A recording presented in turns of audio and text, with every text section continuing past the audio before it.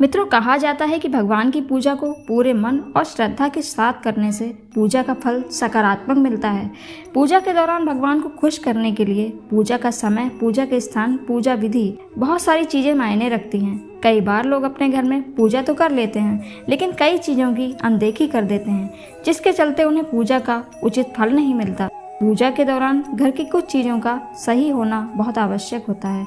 घर का वास्तु, घर की सफाई आदि भी पूजा के लिए काफ़ी मायने रखते हैं। अगर आप भी घर में पूजा के लिए कुछ गलतियां करते हैं तो जान लें कि आपको भी पूजा का सकारात्मक फल नहीं मिलेगा। तो मित्रों, आइए जानते हैं कि पूजा के दौरान हमें क्या गलतियाँ नहीं करनी चाहिए। मित्रों, उससे पहले अगर आप हमारे चैनल पर नए हैं तो चैनल को सब्सक्राइब करके बेल आइकन दबाना ना भूलें। मित्रों, पूजा के दौरान घी का दीपक जलाना बहुत ही शुभ माना जाता है, लेकिन इस बात का ध्यान रखें कि दीपक टूटा ना हो, क्योंकि इससे आपकी पूजा खंडित हो सकती है।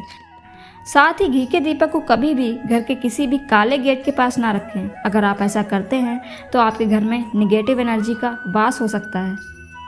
ऐसे घर की पूजा को भगवान कभी स्वीकार नहीं करते जहाँ पर कबाड़ के रूप में भगवान की खंडित मूर्तियाँ फेंकी जाती हैं। हमेशा इस बात का ध्यान रखें कि कभी भी घर या मंदिर में खंडित मूर्ति नहीं रखनी चाहिए।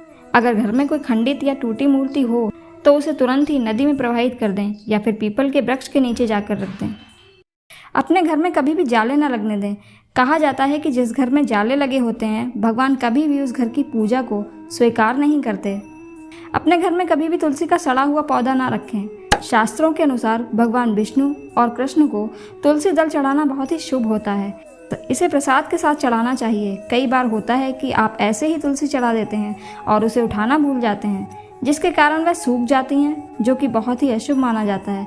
इसलिए शाम होने से पहले या प्रसाद चढ़ाने के 2-3 घंटे बाद ही उसे उठा लें। साथ ही घर में तुलसी के पौधे को समय समय पर पानी जरूर देते रहें।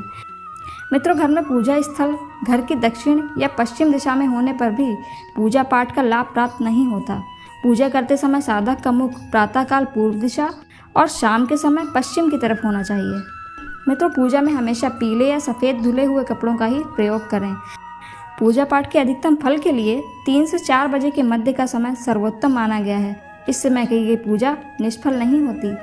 हमारे शास्त्रों में पूजा पाठ इत्यादि के लिए आसन का प्रावधान बताया गया है।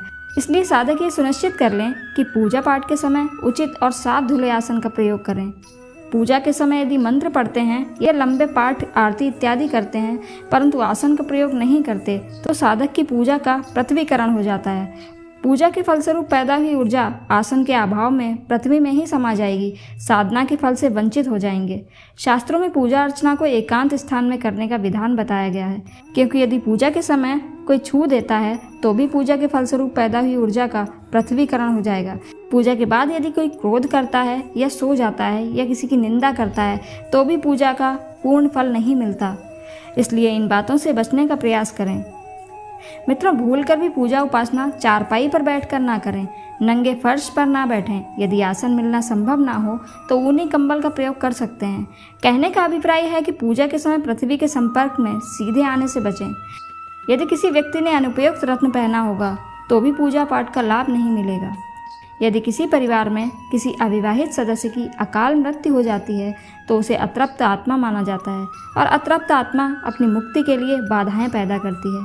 पूजा पाठ का लाभ ना प्राप्त होने पर इस बिंदु पर भी ध्यान दें कि आपके परिवार में कहीं इस प्रकार की कोई घटना घटित तो नहीं हुई है। यदि ऐसा हुआ है तो उस अतृप्त आत्मा की मुक्ति के लिए शास्त्रों में बताए गए नियमों में निहित विधियों का पालन करें। मित्रों, आज की वीडियो में बस इतना ही। आशा है पूजा करने के नियम आपको पता चल गए होंगे। अगर वीडियो पसंद आई हो तो इसे ज़्यादा से ज़्यादा लाइक और शेयर करना ना भूलें। जय श्री कृष्ण। धन्यवाद।